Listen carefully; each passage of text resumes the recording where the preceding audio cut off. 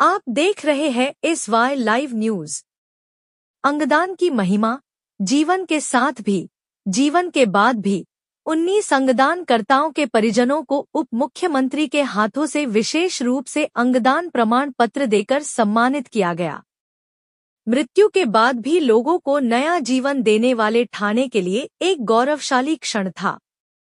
अंगदान एक पवित्र कार्य को गौरवान्वित करने के लिए एक हास्यास्पद पहल शुरू की गई है। इस अवसर पर जिला collector doctor Shri Krishnanath Panchal, police commissioner Ashutosh Dubre सहित अनेक अधिकारी उपस्थित थे। ठाणे से सारा पुरी की रिपोर्ट।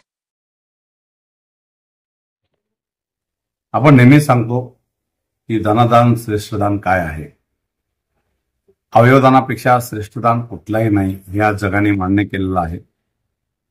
पहिले जे आपण रक्तदान करायचो, रक्तदानासाठी लोक तयार नसायचे, परंतु नंतर ती मोहीम रूपात झाली आणि रक्तदान आता जोरात व्हायला लागलंय। अवयवदानाबरोबर जनजागृती व्हावी आणि ज्या ज्या लोकांनी अवयवदान केलं, उजवले अवयवदानमध्ये आपण जे जिवंतपणे आपण कोणाचा अवयव घेत नाही, जिवंत माणूस फक्त जिवंत माणसाला त्यांच्या नातेवाईकापैकी कोणातरी एखादा अवयव किंवा त्याचा तुकडा देऊ शकतो। फॉर एक्झाम्पल किडनी एक देऊ शकतो किंवा लिव्हरचा एक तुकडा देऊ शकतो आणि आपल्या जवळच्या माणसाचा जीव वाचू शकतो।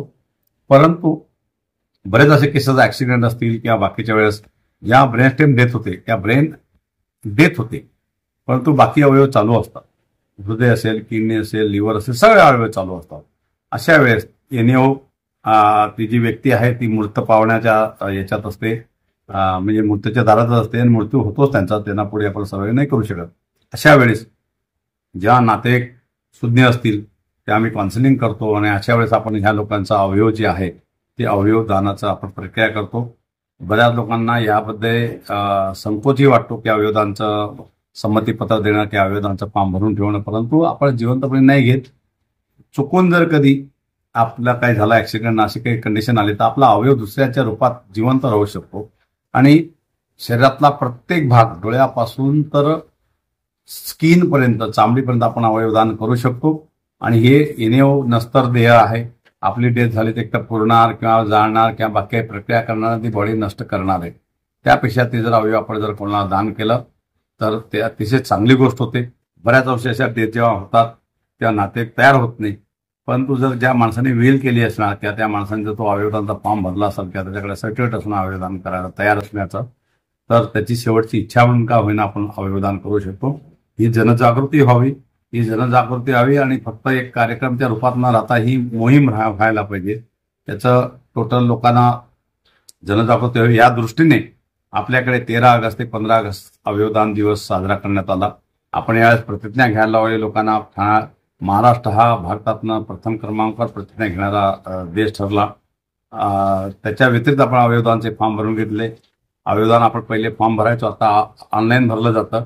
ऑनलाईन पद्धतीने आपण किंवा मोबाईलवरही आपण अवयवदानचे फॉर्म भरू शकतो।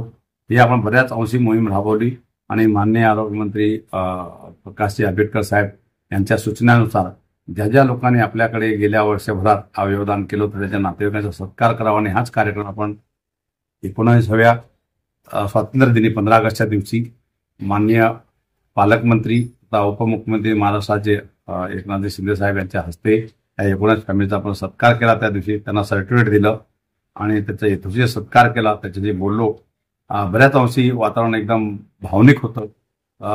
काही एक लेडी होती, त्यांच्या मिस्टरांची 1 महिन्यापूर्वी डेथ झाली होती आणि त्याचं पूर्ण अवयव त्यांनी सगळं दान केलं होतं। डोळ्यात पाणी होते लोकांच्या, आम्ही त्यावेळेस भारावून गेलो। परंतु ही जनजागृती व्हावी याच्या मागचं एक उद्दिष्ट हे पण होता, त्यांना इथे त्याचा सत्कार व्हावा, त्यांना मान सन्मान मिळावा आणि जनजागृती होईल त्या दृष्टीने 19 लोकांचा आपण त्या दिवशी केलेला आहे। मी आव्हान लोकांना सगळ्यांना करेल की याच्यामध्ये जास्तीत जास्त लोकांनी अवयवदानाचा फॉर्म भरून देणं, तो नेटवरही अवेलेबल आहे किंवा जर तुम्हाला काही अडचणी असतील जवळचं सरकारी रुग्णालयात जाऊन तुम्ही याच्याबद्दलचं तुम्ही माहिती घेऊन ते अवयवदानाचा फॉर्म भरू शकता।